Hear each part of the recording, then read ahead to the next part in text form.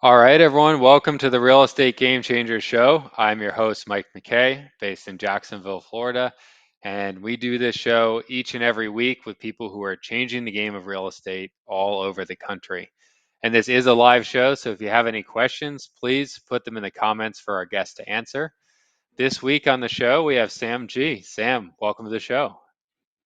Thank you, brother. Appreciate the invite. Yeah, man. So let's dive into stuff. So, for people who don't know you, could you share a little bit about how you got into the real estate business and how that's led you to where you are today?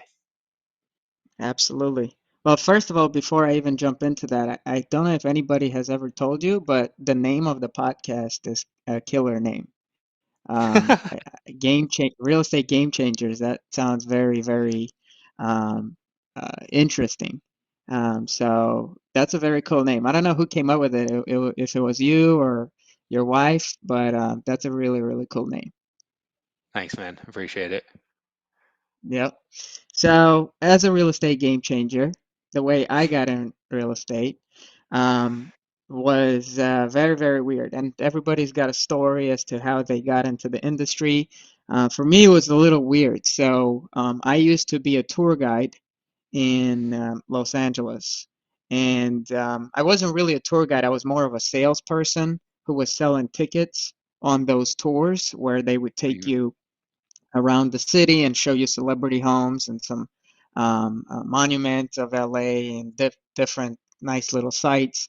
And initially, I was selling those tickets. I was working for a company, and then later on, I branched off and I opened my own thing. And I don't know if you've ever been to Hollywood, but essentially, when you go and walk around in Hollywood, everybody's trying to sell you something. So it's just salespeople all over the street. And street vending is a very big thing out there, right? So people are approaching mm, you, giving you flyers and coupons and all kinds of stuff. And at that time, we didn't have an actual office. We were working out of a booth that was just set up in front of a large apartment complex. Well, that was the first 3 or 4 months of my operation that I had set up, and I was selling the tickets. I had a tour guide that I hired. I partnered up with somebody, and then on top of that, I hired a couple of other salespeople that were working with me as mm, commission-only employees or vendors. And what ended up happening is the property manager of that apartment complex got super pissed off because our booth was in front of the apartment complex itself. Even though it was on the public sidewalk, it mm, was to her like something that she didn't want. So anyway, she came out, she started arguing with us, and my business partner at the time cussed her out. And then I jumped in and I started arguing with her and talking about all kinds of laws and street vending's legal and this is a public sidewalk, you don't have control over this. Well, later on in life, I learned that arguing is not always the best negotiation strategy. So essentially, that week she made a couple of phone calls to the local chief, and that or next week I received 14 misdemeanor citations from the chief, even though they would come and cite me, and literally right next to me there would be 10 other people that are selling stuff, and they would mm, cite me for street vending or obscuring public right of way and stuff like that, which a little boat does not bother, and it's like a trash can on the street. Like mm, it does not obscure anybody's right of way. So anyway, long story short, I decided to fight the whole case. I hired an attorney, paid a bunch of money to him. The vendors that used to work with me quit because they didn't want to be sued as well. Um, but I had to pick up their legal tab. So anyway, long story short, I hired the attorney, fought the case. They dismissed everything because it was all mm, a bullshit case, but I lost a lot of money. And mm. I learned that being right is also not always the cheapest route. It's very expensive to be right. So, that being said, um, that's what got my attention in real estate because I said, well, if this lady with one phone call could literally Mm. almost ruin my life, then I'm probably in the wrong industry. I shouldn't be the little guy because they care. The city cares more about them and their apartment complex than a small little vendor like me. So I started thinking bigger, and I made it my goal that I will go and buy that apartment complex one day and fire her as a property manager. So I'm still on track to do that. Now, I didn't quit at that time. I didn't stop my business. I still continued on because we eventually did become extremely successful. We were the number two best reviewed company in town because we would take people to places nobody would take them to because we used Hmm. smaller cars. And we would actually get into real private neighborhoods. And I made deals with some of the houses, and I would get people inside of those houses. So we became very, very successful. And then 2020, the virus hit and everything shut down. And in about 2 weeks time frame, everybody started canceling their reservations, and people Hmm. usually pre-book for the summer all of their activities. And I lost about $62,000 in 2 weeks Hmm. of pre-booked revenue. So to me, it was kind of a blessing because it was an out. And I just packed my stuff and I said, I'm out of California. And I was either going to move to Texas or Florida. So I bought tickets for like $14 because at the time nobody was flying. And I flew to Texas and then I flew to Florida. I started exploring different cities and different markets and looking at real estate. And the rest is history. Yeah. So obviously you chose Florida. How did you actually Yep. get into the real estate business once you got here? Um, that was a very lengthy process, to be honest, because I actually failed buying real estate probably, I don't know, like I was under contract on at least three pieces of real estate, and all three of them I was attempting to get lending on, and I couldn't get lending on anything Hmm. because I was self-employed, and it was very difficult to write underwrite my file, and there was a lot of things that people were asking for. So initially, I was just under contract for um, purchasing. It was a single-family home with a basement here in Hmm. Jacksonville, but it was Ah. really like a house that was built on a slope. Hmm. And the basement was composed of two units. Now it was zoned commercial residential office, and I was buying it as a single family property, so the financing was like for a single family property because it didn't Hmm. have separate meters or anything like that.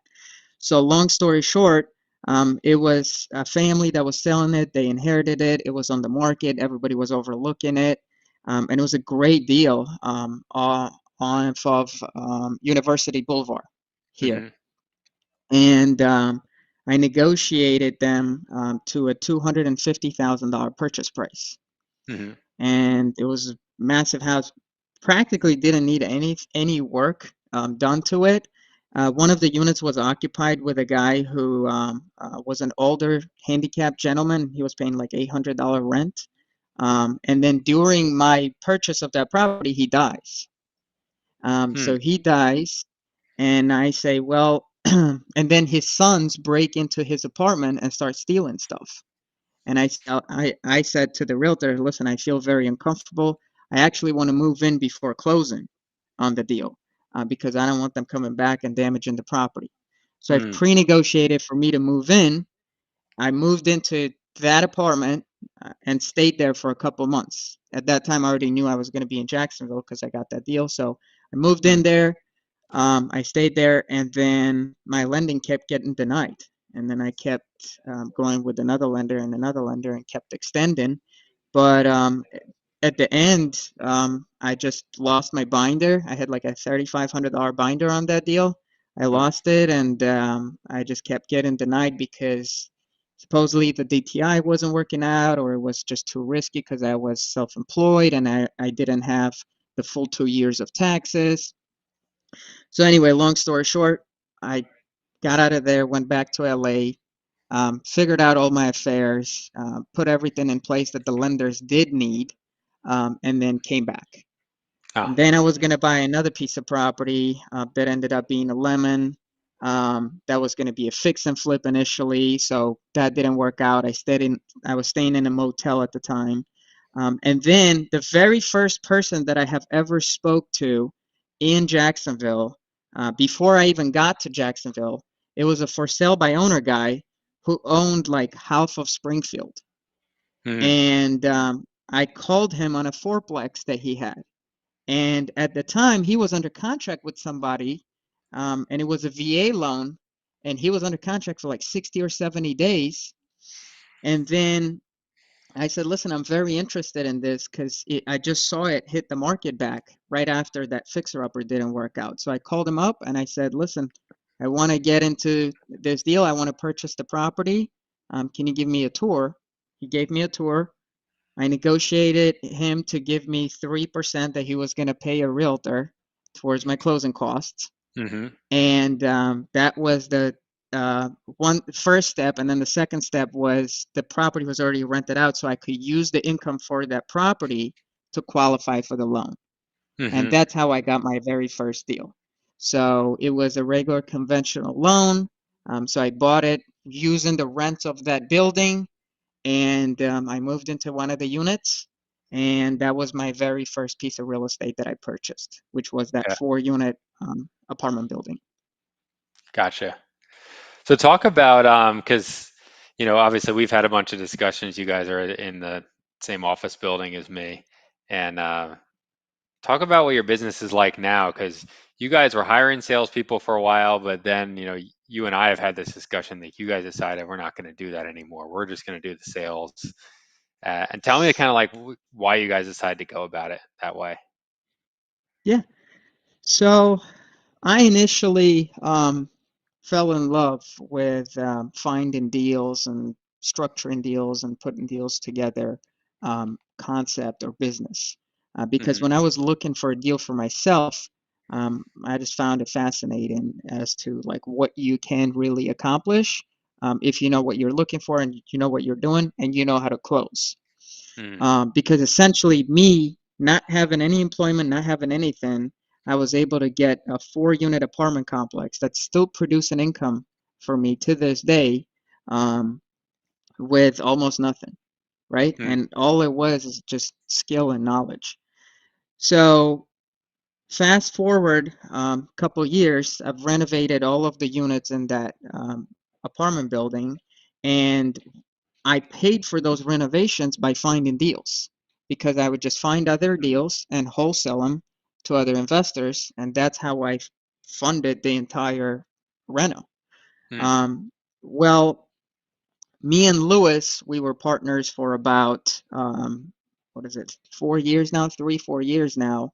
Um, we've kind of joined forces because we were at the same brokerage and we were both super interested in investments rather than retail real estate. Hmm. And together between him and me, within 1 year of us first partnering, we've done almost $1 million in gross revenue Hmm. in assignments. So we started systemizing things because we were just two guys really hustling deals, and there was no business plan or anything like that. It was just the relationships from agents, buyers, sellers. So it was just us swinging deals. Um, but we could see the potential, and then we figured, okay, well, if we really are going to take this serious, then, and we do really want to scale this, we have to systemize, put processes in place, put departments in place, hire people. Hmm. And just like most other wholesalers, the first person that you go and hire is usually either an acquisition person or a disposition person. Hmm. Well, the belief that I have now is that that's actually the absolute wrong way of going about it. Hmm. Because, in my opinion, now, those are the money generating activities and the highest money generating activities. Hmm. Because your time spent acquiring and dispoing deals has the highest return out of everything that you do and anything that you do inside of this business. Hmm. So, we've hired probably 10 salespeople that I was personally involved in training to become an acquisition agent. And then we've tried to have one or two dispo agents, and we would just acquire and they try to have them dispo. But it's just the biggest nightmare, man. And I'm sure you can attest to that. I think there's nothing more difficult in this business than having acquisition and disposition agents, or people Mm, who actually can close deals. I think finding closers is just the absolute biggest nightmare.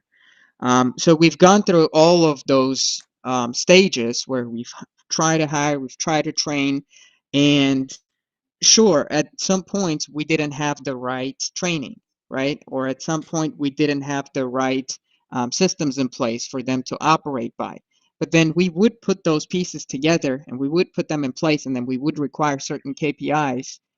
But it's just it's just a mindfuck thing, you know? Like when you're talking to sellers and they continuously tell you no, no, get off the phone. I don't want to talk to you. I don't want to sell my property for that cheap. And you just have to go through so many no's, and people can't handle it.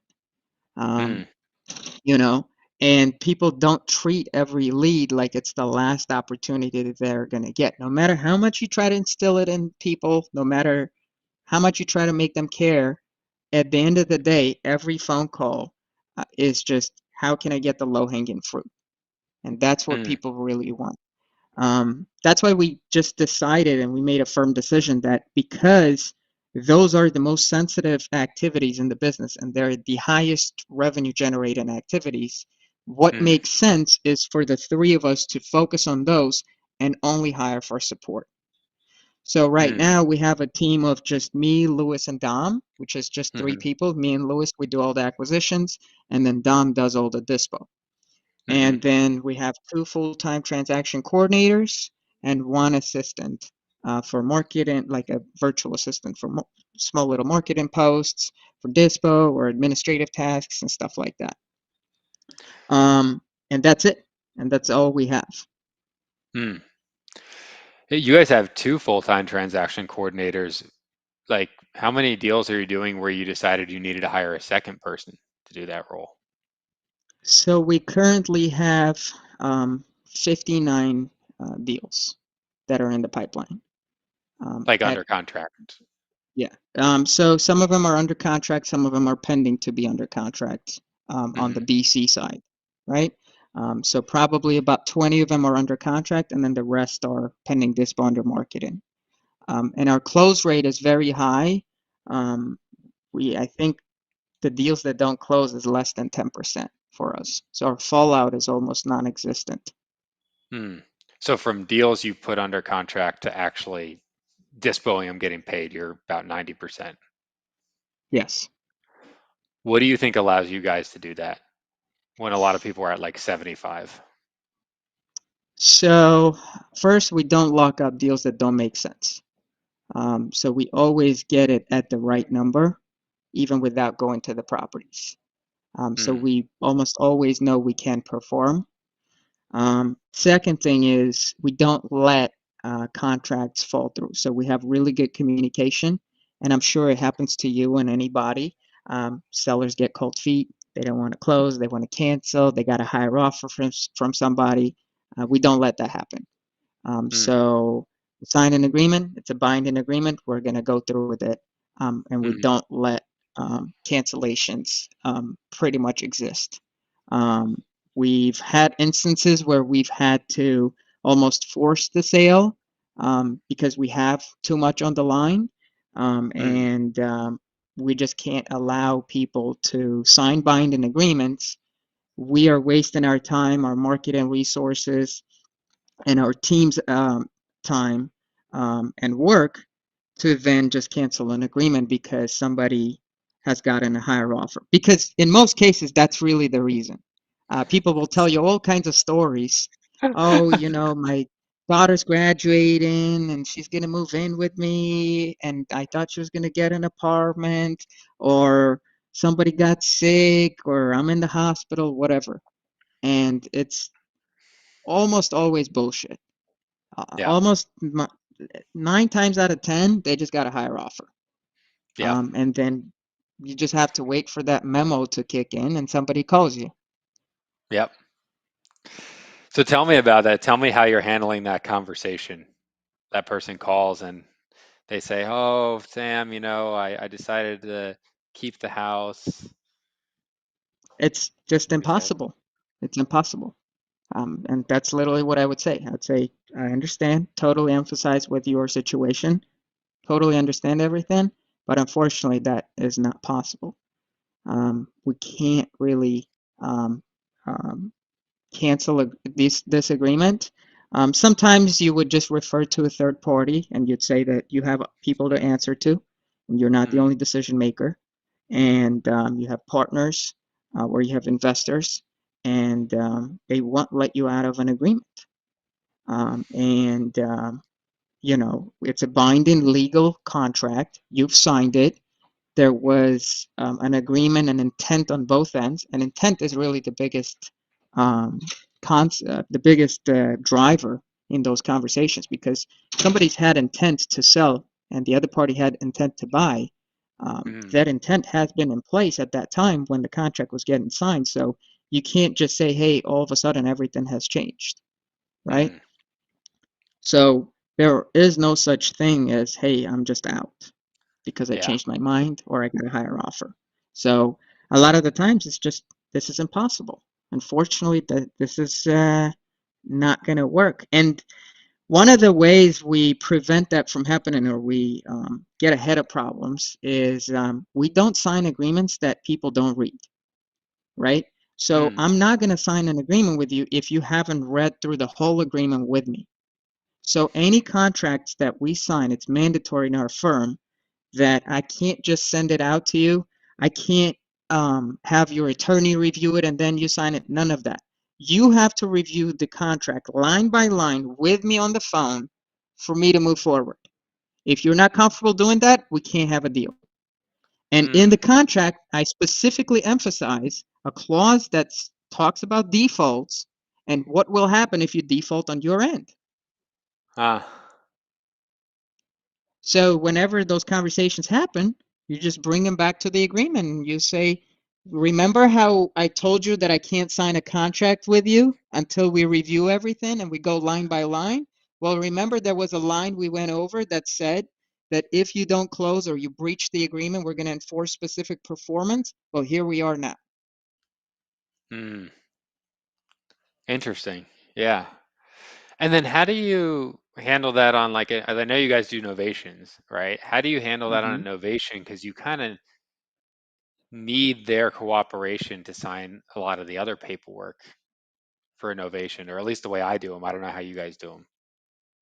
Correct. Well, you really need their cooperation on any deal, because if somebody doesn't sign closing docs, you don't really have a Yeah. closed transaction. So it's really same conversations. Sometimes they just have to be more frequent, and it's really being ahead of problems, right? Mm, So no matter what you do, problems are going to happen, but we try to put everything we can in place to prevent them, right? So if it's a novation transaction, sometimes they may get cold feet because they see the property is listed for more money than they are getting, right? mm. But if you told them up front, then there should be no reason that they should feel a certain way, right? Yeah. So everything is just setting the right expectations from the beginning and then managing the expectations and reiterating the same thing. What you'll find in real estate is a lot of problems are solved by just repeating the same thing over and over to the parties. Yeah. And even though you would think like, I already told him that we can't close until the title is ready, right? They don't like, you may think they know and you've told them and have explained it, but you have to go and explain it again. And maybe you Mm, have to explain it 8 times before they actually get it. yeah. So there is just no such thing as la under communication or over communication. You have to communicate the same thing over and over so many times that it's just abundantly clear what the expectations are. Yeah. I think that's a great point. Is actually when we do novations, we have a seller info sheet they have to initial, like 6 things about how the process works, and one of them literally says you will see the property listed for more than we have it under contract for. Like, do you Yep. understand that? I've never actually had anyone call me and say anything about it because it literally had to initial next to that line, and it says why. It's like, it even says because we're making a profit in there, and because Yep. we're gonna pay the repairs and closing costs and all that. But it's Yep. amazing how just getting ahead of something can stop an issue from happening. Correct. So, what do you now that it's the three of you guys together? Like, what are you guys doing on track to do so far this year, numbers wise? So, our average month is about 200 to $250,000. Hmm. Right now, with a few really large flips that we've done too, we're on track to do about $3 million in revenue. And our bottom line, so most wholesale operations, the bottom line is about 25 to 30%. Our bottom Hmm. line is closer to 40 to 50%. Um, so realistically, we'll have a very, very lean operation. And I think with just a small team like ours, I think we can get close to about $4.5, $5 million in revenue Hmm. per year. So that's really the goal.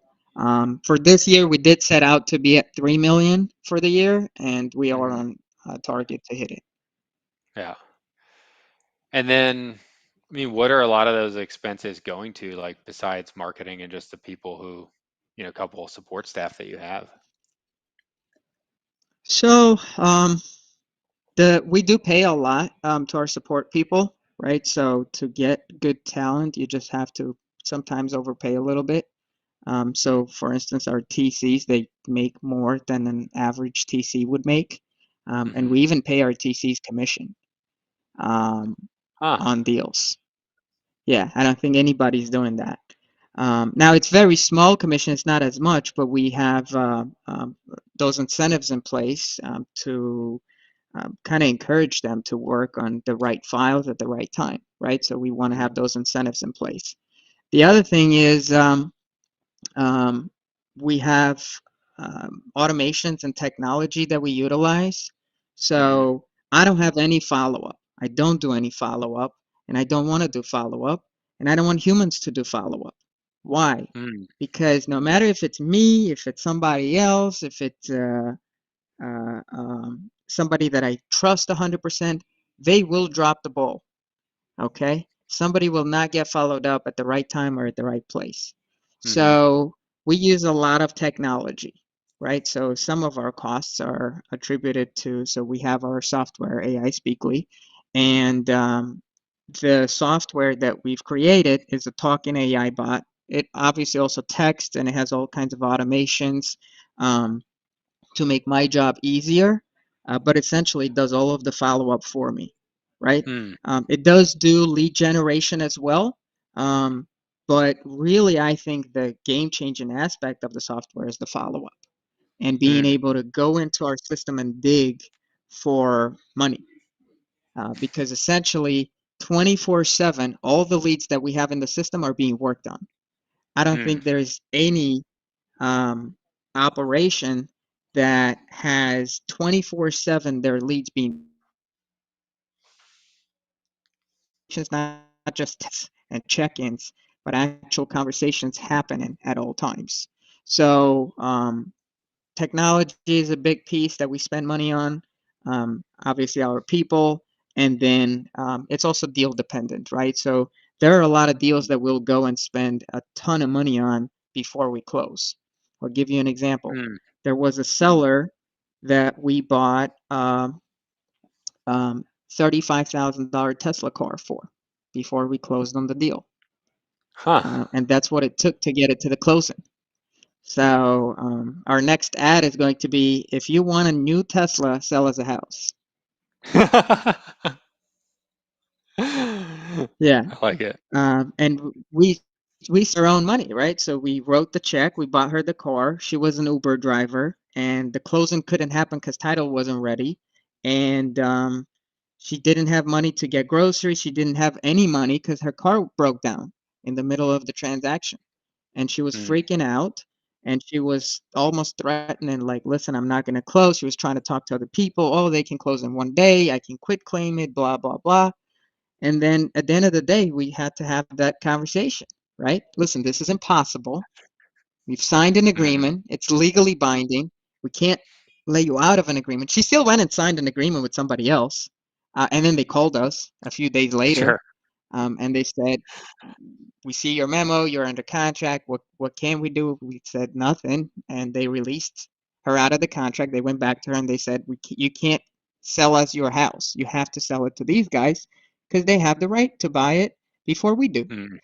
And she didn't learn her lesson, and she started going to other people then. So it's going to happen, right? So you have to expect the most irrational things. And the only way to solve the problem is to come up with irrational solutions. So the Mm. irrational solution at that time was, okay, well, the reason she really wants to close today is because she needs the car and she's trying to buy a car with her proceeds. So let's go to the dealership and we'll buy you a car. And I actually have that video on my Instagram how we bought her the Tesla. And Huh. then a few days later, we went to the closing. And Mm. then it was a great deal. So for us, it was like, okay, well, we're protected. We know it's a great deal. Hmm. We know we're going to make money on it. So it only made sense for us to do it. There was another instance where we bought a guy a food truck for $50,000 before closing, and that was a Novation deal. Hmm. So at the end of the day, the thing that really matters is what kind of problem is the seller trying to solve. And sometimes it might seem completely irrational and make no sense to you. But as long as you Hmm. solve that problem for them, they will let you have the deal. Yeah. So how deep is this automated follow up with the AI that you're doing? You said it's not just check-ins. Like how far is it going? Yeah, so it will have a full-on conversation, right? Now, we don't really let it have deep, full-on conversations with people Mm. because I don't want AI trying to close deals, right? And I don't want AI overqualifying somebody. Mm. So the real thing is a lot of people don't answer texts, right? Especially if it's older people or Mm. somebody who is getting flooded with text or emails. So the phone calls really help. Now, when AI calls back to follow up, um, it does the texting, it does the emailing, but the most important thing, in my opinion, is does the calling, right? And people Mm. pick up, and then it talks to them, and it says, "Hey, we spoke to you about 30 days ago, and you told us you weren't ready to sell because of X, Y, Z. Are you ready to sell now? Would you consider an offer now?" And Mm. then people who say, yes, I would actually consider an offer now or a cash offer now, the AI would say, okay, great, let me grab my manager and transfer you over to him. Please hold. And then once the person that stayed in the line and answered those questions, then the AI will simply transfer that phone call over to our office. Mm. And I would then pick up the call, see if they're ready to sell now and they're ready to go at the right price, and then close the deal. And if not, I put it back in follow up, and then AI will do its job a week, 2 weeks, or 4 weeks later. Mm. And then how are you handling like, because I know it does texting too. We do some of that texting, but do you have any way that filters out, these, because sometimes there are people who will always respond, yeah, sure, right? And then they kind of start coming through over and over again, but they never really have a problem. Everything's for sale for the right price type person. Like, how do you avoid Yep. that kind of stuff from junking up your pipeline as the closer? So we have the ability to do that, right? So we can basically tell the AI to qualify the lead further, right? And say, hey, only if they say, yes, I'm willing to sell, and no, I don't want to list it on the market, and I need to sell in X amount of time, or Mm. whatever, right? So I can set the criterias that I want, but we purposely don't do it Mm. Because if we overqualify the lead, we're just going to get less opportunities.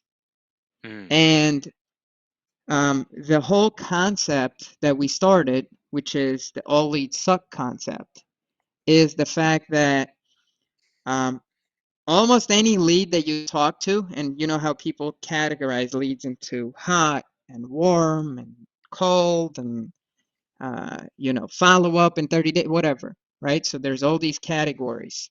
Well, really, there's only one category of leads, and it's just a lead. Okay, it's somebody who's raised their hand and said, "Yes, I may want to do business with you." That's what I Mhm. consider a lead. Now, um, the rest of it is really the job of the acquisitions person. Now, Mhm. you have to be able, as a closer, um, to identify what is worth your time and what isn't. So when you jump on a phone, if you know they're not going to take the number you need them to take, don't spend 2 hours on the phone with that person, right? Mm. But at the same time, make sure that your filtering that you do is accurate. So figure out, Mm. do they truly have a problem? Like if they don't sell by this time, will something happen to them or not? And if it's Mm. not somebody who's motivated enough, put it back in AI's court. I mean, the biggest motivator, in my opinion, is time, right? If you don't Mm. sell your property for 6 to 12 months, I mean, and you do want to sell for the full 6 to 12 months, I mean, there is a reason you do. There is a reason you're picking up all these phone calls. There is a reason you're answering to these texts, right? Mm. And sometimes it just takes beating somebody up. Not with a baseball bat, but you have to beat those people up and make them face the truth, right? So a lot of Mm. people are afraid, and this is one thing that I notice about salespeople. Salespeople are afraid to speak up and call out bullshit. Yeah. I will tell somebody in their face, "You're lying to me, and what you're telling me does not add up, and here is why," right? And when you kind of punch them in the face like that, and you're not Mm. afraid to hold back um, um, the call outs of BS, people respect you actually a lot more because everybody Mm. they talk to is just a schmuck who is either a VA or somebody who, yes, sir, yes, ma'am, I understand. I will go and fuck off. I don't need to, you know, and that's why they will never actually have a real conversation with you because they don't believe you're real. People can sense that stuff, right? Mhm. So if they feel like, listen, this guy's ready to walk away, he's willing to offend me, then you have the aura of a real buyer, and at least you get a Mhm. shot. I mean, worst case scenario, they cuss you out and they're out of your life, you know? Yeah. Um, but there really isn't a single thing that you can say on the phone that will mess up a deal. I Yeah. mean, I've called somebody a dumbass and they signed a contract with me right after I said it. Mhm. Mhm. And Yeah, I I think said, that's a good. you're a dumbass if you don't sign this contract because of XYZ. And then the guy's like, you know what? I just signed it. You're right. I think it's true though. I remember a specific instance with us where, my wife doesn't do any acquisitions anymore, but she used to take some of the inbound leads, and she got a call, and for some reason she thought it was a wholesaler calling, and they haul off your website or whatever, and it's usually a crap deal. So she was just trying to get through it. She's like, "What do you want?" And the person's like, "I want to sell my house." She's like, "You don't really want to sell this thing. Like, give me a good price on it." And the person was like, ended up going through, and it like they kept going because they're like, "Wait, she's gonna hang up on me because they don't think I'm a real seller." And they told her all the truth about what was going on. Like, "No, I really do want to sell." And then after she Yeah. hung up the call, she was like, "Crap, I thought that was a wholesaler." But oh well. Yeah. Like, Yeah. I mean, it's true. People only respect um, the pattern interruption, right? So mm, the just think about how many calls you get bamboozled by every single day, and everybody's got a story and a pitch. this is Johnny with XYZ Realty, or this is Mike with We Buy Houses. And then it's like people are tired of that corporate, you know, polite and respectful way of talking. It's like, get to the freaking point. What do you Yeah. want from me? What are you trying to accomplish? And then it's like, no, flip the script on them. No, what do you want from Mm. me?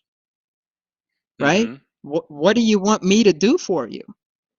Because at the end of the day, you are the one trying to sell a house. Whether I called you or you called me, it's your house and you're trying to sell me on it. So sell me on your house. Don't give me the bullshit story about you have 17 buyers and your agent didn't do their job when you listed it, and all the stuff that people make up, right? Because everybody that you talk to is going to lie to you until they feel Mm-hmm. like they can't lie to you. Yeah. So what's your approach on that initial call? Like, let's pretend I'm a new lead, right? I don't know. I filled out what is it, a form, or what do you guys do? PPC? I fill out a form. Yeah, so we have 50% of it will come from PPC where they fill out the form, and then the other 50% will come from AI, where AI just Yep. calls people and qualifies them and says, hey, you want to sell your house? Great. Answer a couple questions, and then I'll have a manager reach out to you, or I'll transfer you over to a manager. So, Mm. depending on where the lead comes from, I will have a little bit of a different intro. But my very first thing, if it's not a live transfer, if it's just a lead that I'm dialing out, whether Yeah. it's inbound lead or outbound lead, is I tell people, hey, I'm calling you back about XYZ property. Why do I Mm. do that? Well, because if they're selling their house, chances are I'm not the first person they're talking to. And they've Yeah. probably been called by multiple people multiple times, right? Mm-hmm. So immediately I'm creating a feeling that, hey, we know each other already somehow. Mm. And calling you back. So really, this is something that I'm doing for you, right? Mm. And Mm-hmm. very rarely you'll get pushback on that. And even if you do get pushback, yeah, I think you had spoken with one of my assistants or one of my associates before. I'm not sure exactly who, but are you actually trying to sell this house or you already sold it if you get pushback? Mm. Mm-hmm. So, but in most cases, it works like a charm, right? So Yeah. you call them, hey, calling you back about this property at 123 Orange Street. Did you sell it already? And then every time I ask a question, I try to make it a no-oriented question because it's easier to say Mm. no than it is to say yes. Did you sell this property already? No. Oh, really? What happened there? And then Mm. I'm trying to get them to open up. Well, my realtor listed it or this and that. Um, and then if they are just combative, I will try to be nice in the beginning too. And I will say something like, listen, that's fine. Let me see if I can get you an offer on this. If I can, I'll just give you some really useful resources, and then we can part ways as friends. But let me go ahead and pull up the property on my end and take a look at least from a satellite view or a Google view. In the meantime, could you tell me a little bit about it? So I'm going to try to Mm. lead the conversation, especially in the beginning, into a lot of open-ended questions where they can open up, and then I will pick up on the answers that they have, right? Yeah. So the reason I'm saying I'm going to go and pull it up in the meantime, can you tell me a little bit about it? Is because I'm making them feel like I'm going to do some work right now, and then Mm-hmm. while I'm doing it, help me out with this. Yeah. And then, you know, 10 times out of 10, they start telling me some kind of a story upon which I can pick up and build my conversation. Yeah. So you said the main thing you're looking for is just time frame. That's the main thing that you use to qualify someone. So I think time frame is extremely important. I don't know if I would say it's the absolute main thing. Realistically, I think the absolute main thing on a property is really motivation. Um, Mm. Now, some people call motivation urgency, um, which kind of does have to do with time frame. Mm-hmm. But uh, I think there's five factors that go into a deal. and I Mhm. will name them in the importance that I think they go in. So I think the most important is motivation, or some people call it Mhm. urgency, which is why the person is selling. Mhm. The second one is the when, right? What's the time frame that they have to sell in? Now, it's very important when I say when they have to sell, not when they want to sell, but when they have to sell. Mhm. Meaning, if they don't sell by this date, this is what's going to happen, right? Because you'll call people and Mhm. they'll tell you, oh, I want to sell as soon as possible. Okay, great. Yeah. Well, as soon as possible to you might be 90 days, but to me it might be 7. Mhm. So really, you have to figure out what happens if they don't sell by a certain date. Then you've got the condition of the property, so Mhm. what condition the property is in, and then price, right? What price do they need in order to solve their first problem, right? So the Mhm. motivation. What price do they have to walk away with? And then the fifth one, which I don't think a lot of people talk about, is true equity in the property. Do they Mm. have any equity that I can play with and solve their problem with it? Mm. Because if a deal is completely upside down and it has so many liens and mortgages and heirs and all kinds of stuff, and there's really no equity to make it work with, and even sub two doesn't work because maybe it's like 8% mortgage or something like that, then really there's no deal there, right? It's most likely just going to go to foreclosure or short sale. Mhm. So um, you have to have some kind of equity to play with, or it has to be like a sub two deal or something super creative that makes sense and Mhm. makes the deal work. Um, but those are the 5 factors.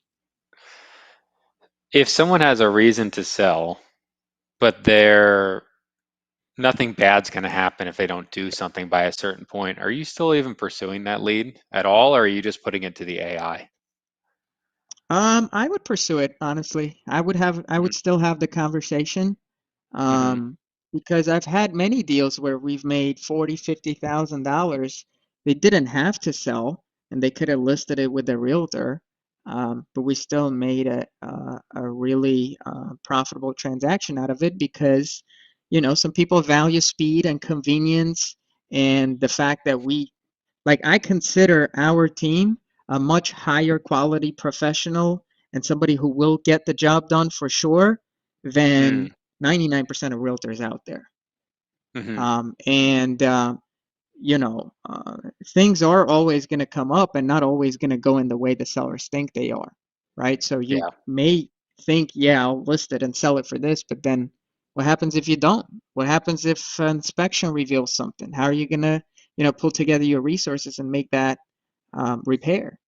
So Mm. I would still pursue it, and I might just not be a good fit as a cash buyer, but I would be a good fit as maybe a novation deal.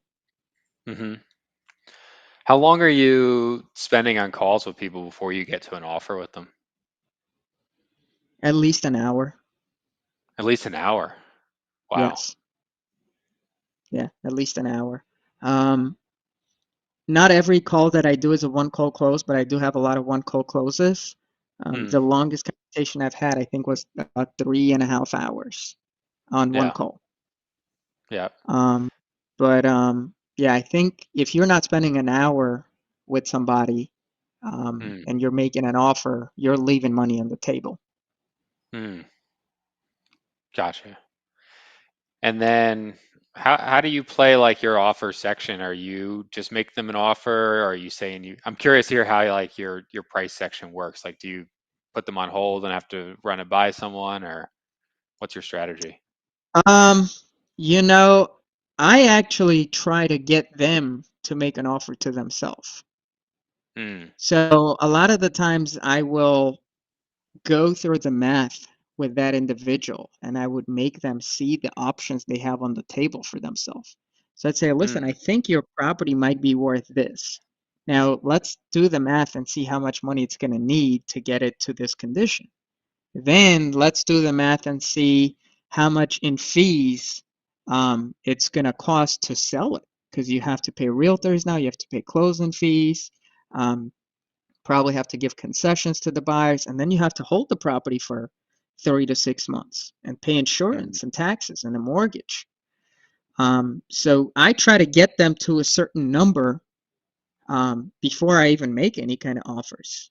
And almost mm, always, I try to get a number out of them and make their number make sense to me.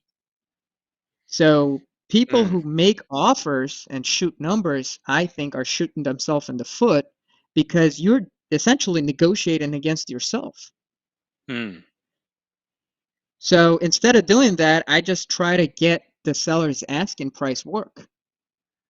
And I make them realize, listen, if you go and do all these things, you're going to walk away with probably about this amount of money.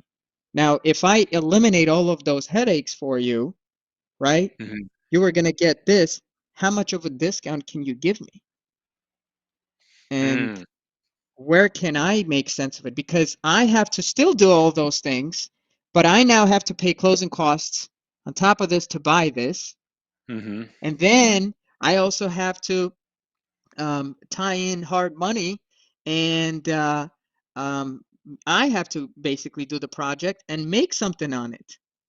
So, how mm, much would you let me make on this? And let's take into account all these fees. Where can you be? Where can we make this make sense? And then I will almost always make their asking price work for me instead of my offer working for them. mm. And then how are you handling though the seller who is unrealistic about what it's going to cost to renovate something? Because you all know that, when you're selling something, it only costs 10 grand to fix it, and when you're buying it, it costs 60. Right? And so, Yeah, how do you handle that yeah. conversation? Um, I mean, really, it's all about just having fun. Mm, I have fun with people like that. You're not going to change their mind, no matter what you do. They they have a way that they believe something is, and no matter what you say, you're not going to change their mind. mm, So um, you sometimes can flip the risk on them. So sometimes when people say stuff like that to me, like, "Hey, it's going to cost me $40,000 and I know it's $100,000 project." Okay, great. Let me close on the deal. We'll put X amount of money in escrow. You wouldn't get that money. Then you'll remodel the property for 40,000 and then you'll receive the rest. You And say I'll you put the pay you the 100, you put the 40,000 to 100 in remodel it. escrow, right? Yeah, yeah, Yeah, yeah. yeah. And nobody would do it because that's not true, right? So I would offer stuff like that to people. Sometimes also sellers sometimes think, oh, it's going to sell for this much more. Okay, great. I'm willing to take the risk. But since you're so confident, you almost guarantee me that it's going to sell for this price. If it doesn't sell for that price, we'll put X amount of money in escrow and I will get that money back. If it does sell for that price, then I will release that money to you. Mm, Let's say they're asking 200,000 and all I can offer is 150 and they're saying you're going to sell it for 500, but I think it's only going to sell for 450, right? I'll say, okay, great. Let's put a $50,000 in escrow.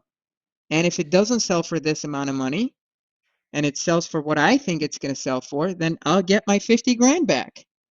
mm-hmm, If it does sell for that amount of money and I made more, I'm willing to have you participate in the profits. But don't just tell me that that's what you think is going to happen when I'm the one who's about to take the risk, mm, right? yeah, Because I don't believe in what you believe in, but I'm willing to put my money where your mouth is at. mm, I like that. What are some other things that you do differently than you think some salespeople do that you've hired in the past that allows you to make these deals work? Well, I think the first thing that I do is I don't have a mindset of a salesperson, right? Almost everybody has commission breath when they're in sales. And I think Mm, that's the biggest thing that holds you back from doing deals. Is having commission breath and being too mm-hmm, big of a person pleaser. So what I do different is I tell people the truth that nobody else tells them. And I mm, point things out. Sometimes I'll structure things super creatively, and I'll be willing to put deals together that an average salesperson, they have a script and they're following a certain script, they wouldn't even think about it. Like, hey, listen, I will buy you a car before we close. Mm. Mm-hmm. But I'm always going to do it from a position of, okay, well, I know this is a killer deal. It's going to make sense. We're going to make like 40, $50,000 on this. There's no reason I'm not protected or I can't protect myself and do that transaction. An Mm. average person is not going to think about that, right? So I've given people money before closing, tens of thousands of dollars.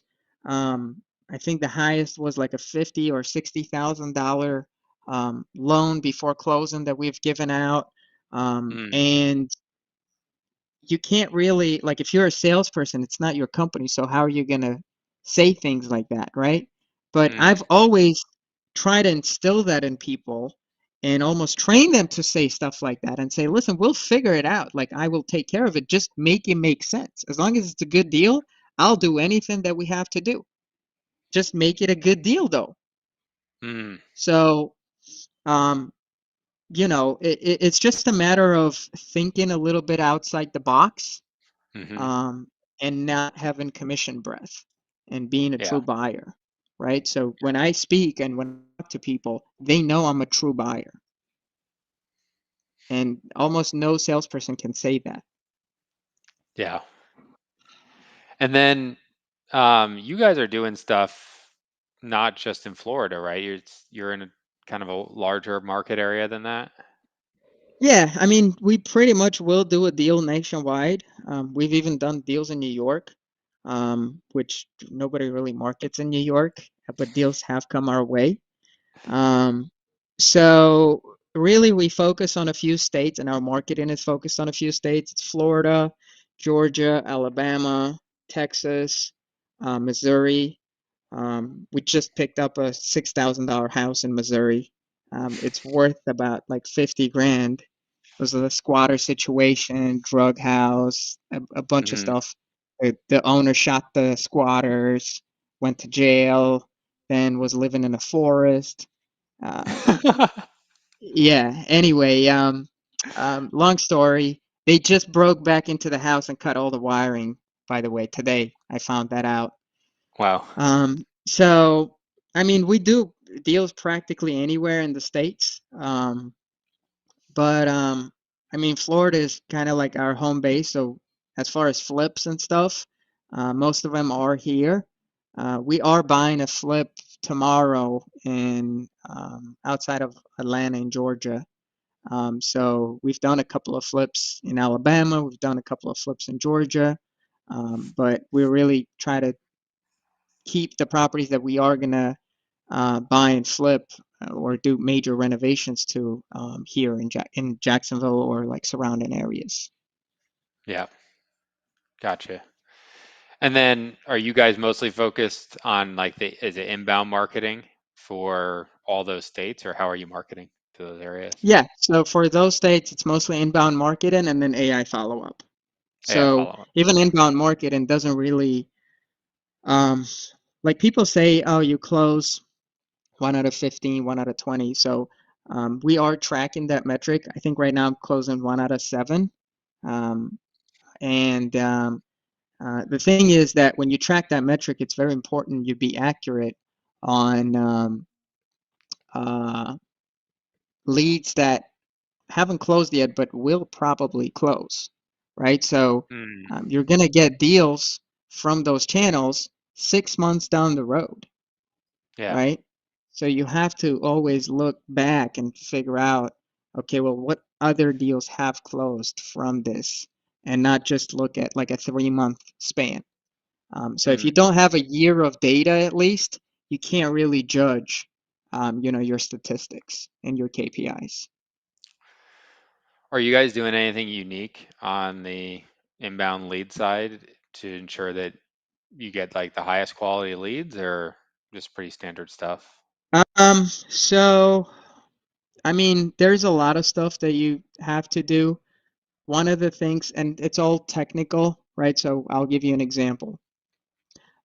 One of the things that you want to do when you market for PPC is you don't necessarily want to just search or or market for certain keywords, you want to also disallow marketing for certain other keywords.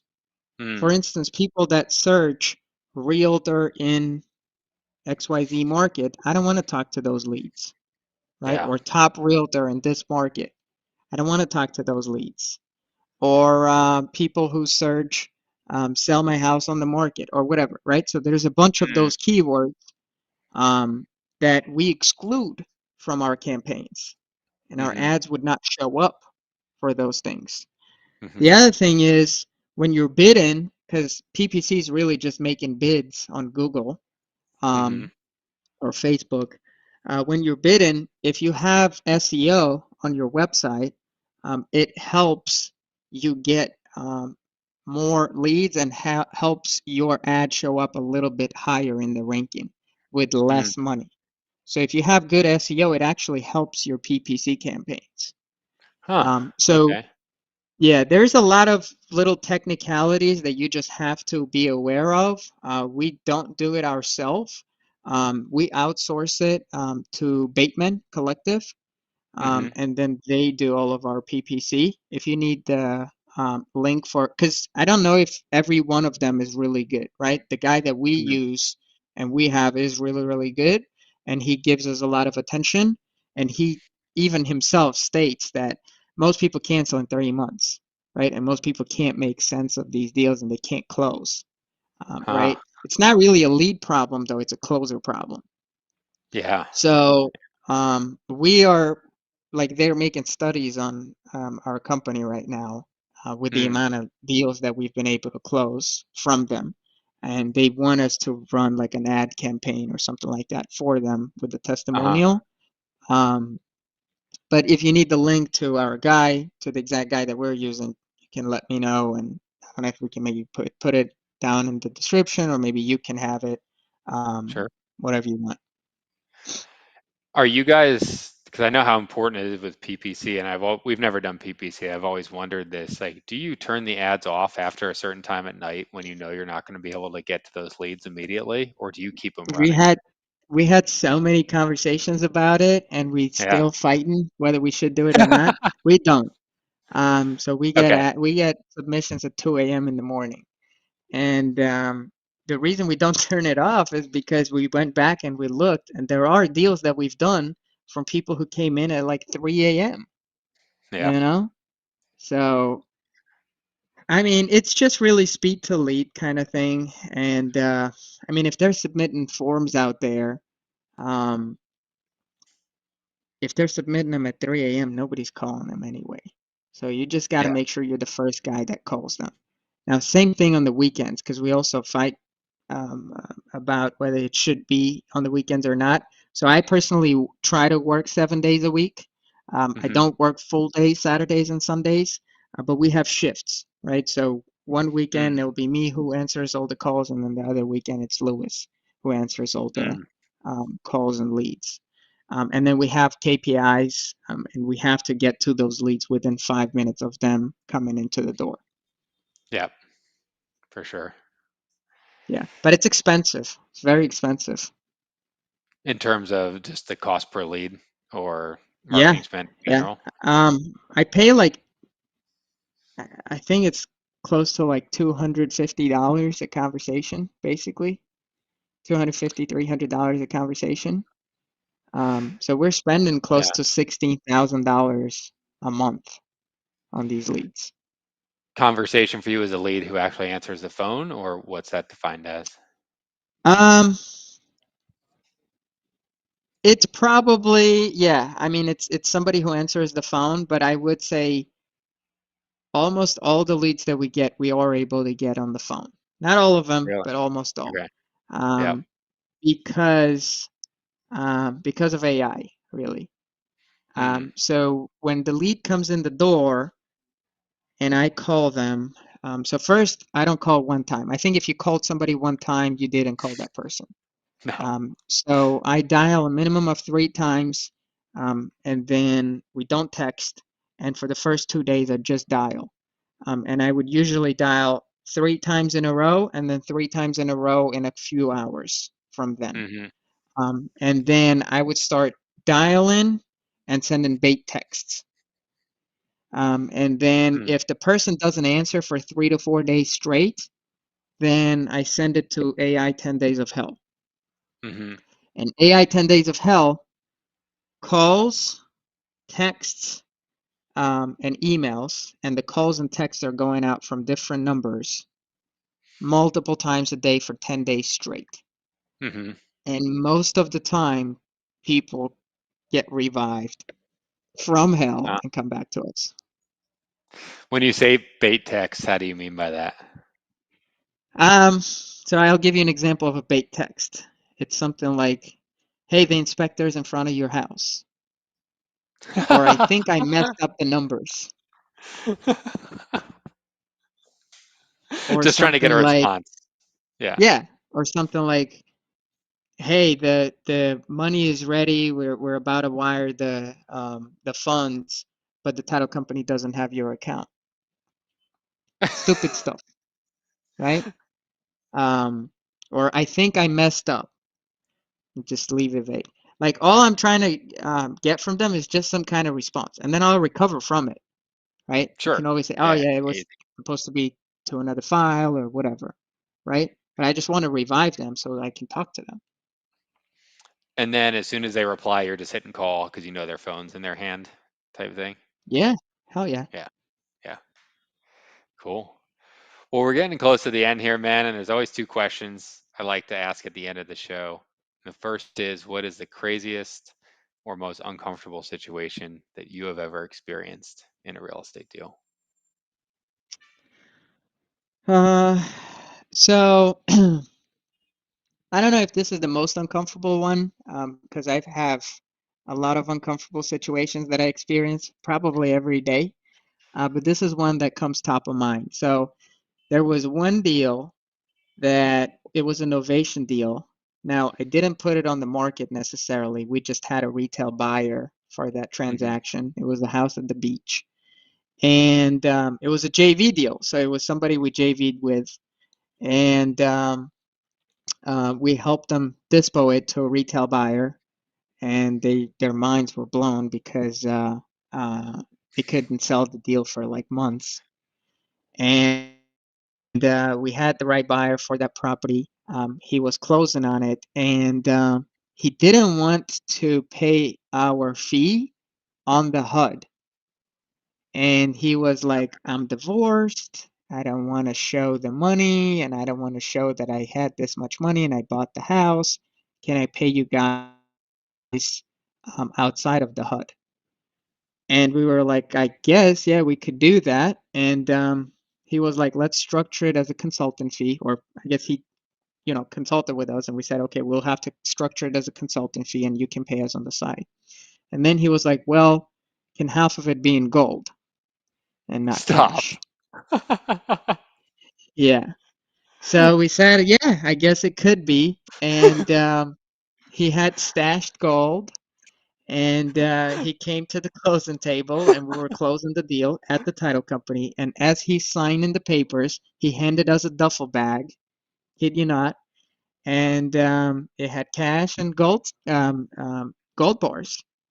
And then we were counting the cash, and it was a little uncomfortable because the title agent was right there, and you're just counting cash and gold bars in front of her.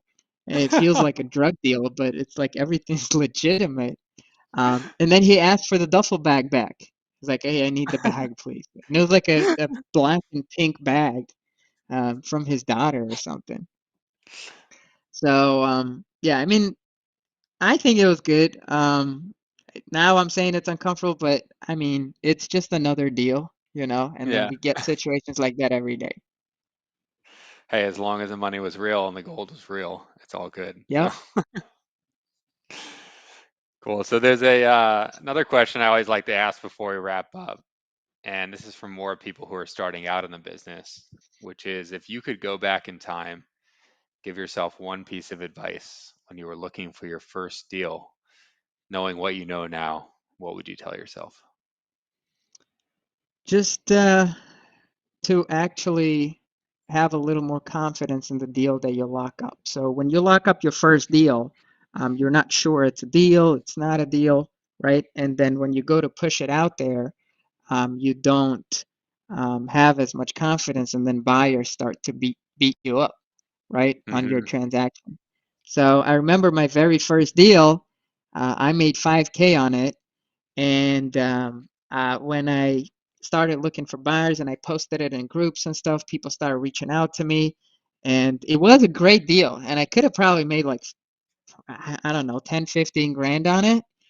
Um, but I was asking for too low, and it ended up being a great deal for somebody who picked it up because they bought it for, I had it for 45, they bought it for 50, and they flipped it for 150 after putting like 15 grand into it.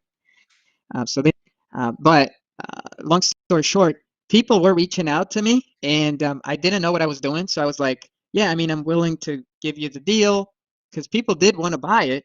I'm willing to give you the deal, but I want EMD, non-refundable, and I want it wired to me and not the title company. Hmm. And I had a lot of pushback, and one buyer basically set me down, educated, and said, listen, it does need to go through a title company. I'm willing to do XYZ. I will close. And then he closed on it.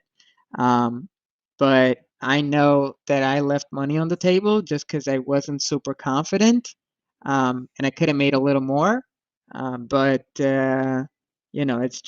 it's a first deal. And I think it was a learning experience. And the reality of it is, um, you know, if you got something under contract and you've ran your numbers correctly, there shouldn't be a reason you can't make that deal a great transaction for you to make, Hmm. sometimes more than what you actually expect it to make, especially if you have a lot of feedback and a lot of buyers trying to get the deal from you. Yeah, cool. I think that's a great piece of advice. Sam, if people want to reach out to you after the show, I know you guys have a podcast as well. How can they go about getting in touch with you or finding that podcast? So the easiest way would be to just follow me on Instagram. It's USAMWELL, USAMWELL. Um, you can follow me on Instagram, message me. I have a link in bio where you can go and register for our weekly masterminds on Wednesdays. I do a training every Wednesday at 1 o'clock where we teach people about novations, sub-two deals, cash deals, how we make um, our operation run and we don't hold anything back. And a lot of the times I even lock up deals for people live and then just give the deal back to them. They don't Hmm. owe me anything. I don't ask to JV. Most of the time we do end up JVing and selling the deal for them too, but um, they don't have to. So almost every second time I did one of those trainings, I've locked up a deal live. Hmm. Um, so um, all of that is in my link in bio. Again, USAMWELL. Or you can also go and join our group. It's called All Leads Suck on Facebook, and just be part of our community. Cool. Well, awesome, man. Thanks for being on the show.